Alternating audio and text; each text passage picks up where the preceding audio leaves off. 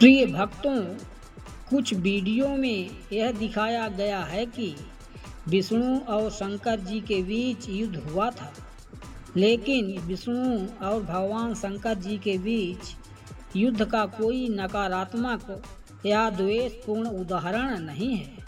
लेकिन कुछ पुराणों में वर्णित कथाओं में इन दोनों देवताओं के बीच युद्ध की कथाएं मिलती हैं, जो किसी विशेष प्रसंग में हुआ और जिनका उद्देश्य धार्मिक सिद्धांतों की स्थापना और भक्तों की परीक्षा से है। यहाँ एक प्रमुख कथा है जो शिव और विष्णु के युद्ध से जुड़ी है। हरिहर युद्ध। हरि यानी विष्णु, हर यानी शिव। यह शिव पुराण की कथा है। एक बार ब्रह्मा जी और विष्णु जी के बीच यह विवाद हो गया कि कौन श्रेष्ठ है।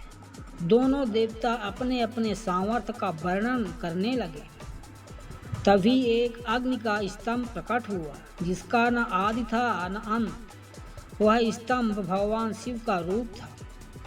ब्रह्मा और विष्णु ने उस अग्नि स्तंभ के आदि अंत को खोजने के लिए प्रयास किया।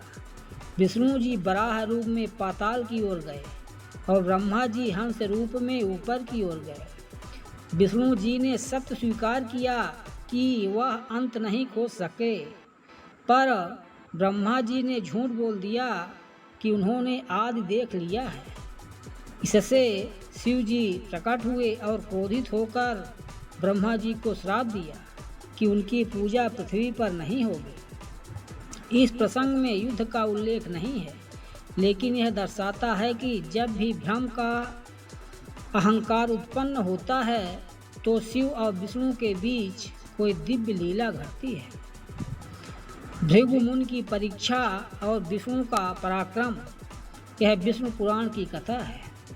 भृगु मुनि ने एक बार यह जानने के लिए परीक्षा ली कि तीनों देवताओं ब्रह्मा, विष्णु और महेश में सबसे सहनशील और करुणामयी कौन है।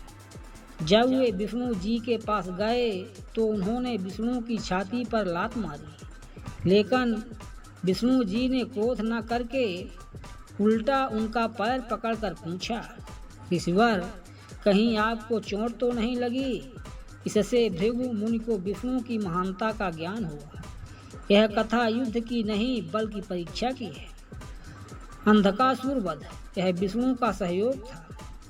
अंधकासुर नामक राक्षस का वध करने में शिव जी ने विष्णु जी से सहायता ली। इस युद्ध में शिव जी के साथ विष्णु जी और अन्य देवता भी शामिल हुए थे। इस प्रसंग में शिव और विष्णु एक साथ लड़ते हैं, न कि एक दूसरे से। शिव और विष्णु में कोई अस्थायी या वास्तविक युद्ध नहीं हुआ। जहाँ जहाँ युद्ध की कथाएं मिलती हैं, वे सभी लीला रूप में होती हैं। अहंकार का विनाश, भक्त की परीक्षा या किसी राक्षस के वध हेतु। शिव और विष्णु को सनातन धर्म में अभिन्न माना गया है। कई बार दोनों एक दूसरे के रूप में पूजे जाते हैं। प्रिय भक्तों, यदि यह कथा आपको अच्छी लगी हो तो वीडियो को लाइक और चैनल को सब्सक्राइब कर लें।